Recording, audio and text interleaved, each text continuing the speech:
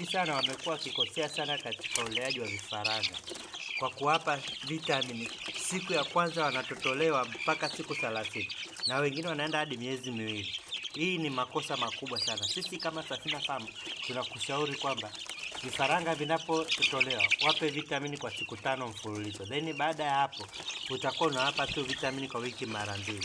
Au siku ikitokea labda umewachanja siku 3 baada ya kuchanja siku zinazofuatana ndio unaweza ukawapa siku 3 mfululizo. Lakini baada ya hapo unakuwa tunawapa kwa wiki mara 2 tu.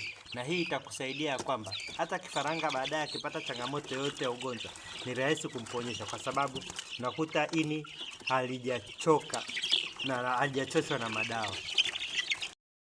Pia kifaranga akishachukua kiasi cha vitamini anachotakiwa mwilini, basi vingine vyote vinageuzwa kwenda kwenye waste product.